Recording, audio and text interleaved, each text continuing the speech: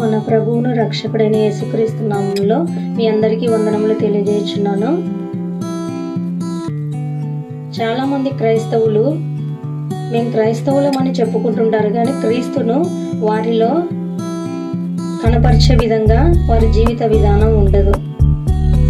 క్రీస్తు అంటే ఏమిటో వాక్యంలో చూద్దాం. ప్రకటన గ్రంథము 19వ అధ్యాయము 13వ వచనములో, రక్తములో ఉంచబడిన వస్త్రము ఆయన ధరించుకొని ఉండెను, మరియు దేవుని వాక్యము అను నామము ఆయనకు పెట్టబడి ఉన్నది. ప్రభువైన యేసుక్రీస్తుల వారికి దేవుని వాక్యము అను నామం పెట్టబడి ఉన్నది. మరి క్రీస్తును మనలో కనపరచడం అంటే దేవుని వాక్యాన్ని మనలో ఉంచుకోవడం.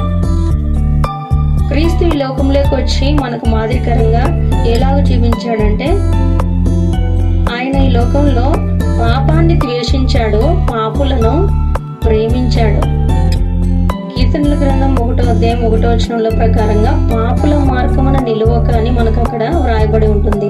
ప్రభువు పాపులతో కలిసి తిరిగాడు, కానీ పాపుల మార్గములో ఆయన నడవలేదు. కాబట్టి క్రైస్తవులందరూ కూడా క్రీస్తును తమలో కనపరిచేవారుగా ఉండాలంటే పాపులను ప్రేమించేవారుగా ఉండాలి. దేవుని యొక్క మార్గాన్ని చూపించేవారుగా ఉండాలి. ప్రభువు నడిచినటువంటి బాటలో మనము నడిచే వారంగా ఉండాలి. మత్తయి సువార్త 11:19 వచనంలో ఇలాగ రాయబడి ఉన్నది, మనుష్య కుమారుడు తినుచును త్రాగుచును వచ్చును గనుక, ఇదిగో వీడు తిండిపోతును మద్యపానీయు సుంకరులకును పాపులకును స్నేహితుడని వారు అనుకొనుచున్నారు. శాస్త్రులు పరిసయ్యులు ప్రభువుని పాపులకు స్నేహితుడు అనేంతగా ఆయన పాపుల మధ్యలో తిరుగుతూ వారి మధ్యలో సంచరిస్తూ ఉండేవాడు, వారితో కలిసి తిరిగేవాడు. కానీ ఆలోచించండి, ప్రభువు వచ్చిందే పాపుల కొరకు. ఆరోగ్యముగా ఉన్న వారికి వైద్యుడు అక్కరలేదు, కానీ అనారోగ్యంగా ఉన్నవాడికి వైద్యుడు అవసరం అన్నట్లుగా పాపుల కొరకే ప్రభువు ఈ లోకానికి వచ్చి ఉన్నాడు. వారి మధ్యలో ఉండి వారి మార్గమును ఈయన ఏమాత్రం కూడా లక్ష్య పెట్టక దేవుని మార్గాన్ని వారికి నేర్పించడానికి వారి మధ్యలో సంచరించాడు.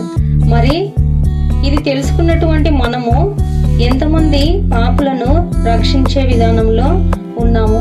అపోస్తుల కార్యాలు 14:22లో అనేక శ్రమలు అనుభవించి మనము దేవుని రాజ్యములో ప్రవేశించాలని వ్రాయబడి ఉన్నది. క్రీస్తును నమ్ముకున్నందుకు క్రీస్తు ఎలాగైతే ఈ లోకంలోకి వచ్చి నడిచాడో అదే మార్గంలో మనము నడిచే వారంగా ఉండాలి. క్రీస్తు ఈ లోకంలోకి వచ్చి అనేక మంది కొరకు అనేక శ్రమలు, ఈ లోకానికి అంతటికి రక్షణ ఇవ్వడానికి ఆయన ఈ లోకంలోకి వచ్చి ఆయన సంతోషాన్ని అనుభవించలేదు, అనేక శ్రమలను అనుభవించి ఆయన దేవుని రాజ్యానికి వెళ్ళగలిగాడు. మరి క్రైస్తవులము అని చెప్పుకుంటున్నటువంటి మనము కూడా క్రీస్తును మనలో కనపరుస్తున్నట్లయితే అనేక శ్రమలను ఆయన ఎలాగైతే ఆత్మలు రక్షించే విషయంలో ప్రాణం పెట్టబద్దుడై ఆయన ప్రాణత్యాగం చేసి ఉన్నాడో, మరి క్రైస్తవులుగా ఉన్నటువంటి మనమందరం కూడా సహోదరుల నిమిత్తం ప్రాణం పెట్టబద్దులమై ఉన్నామని దేవుని వాక్యం సెలవిస్తుంది. అలాగే 1 పేతురు 4:16లో, ఎవడైనను క్రైస్తవుడైనందుకు బాధ అనుభవించిన ఎడల అతడు సిగ్గుపడక ఆ పేరును బట్టియే దేవుని మహిమపరచాలని రాయబడి ఉన్నది. కనుక క్రైస్తవులమైన మనమందరము కూడా క్రీస్తు వలె బ్రతికి దేవుని రాజ్యంలో అనేక మందిని చేర్చేవారంగా ఉండాలని ప్రభు పేరిట మనవి చేస్తూ ఇంతటితో ముగిస్తున్నాను. దేవుడు మిమ్మల్ని దీవించును గాక. ఆమేన్.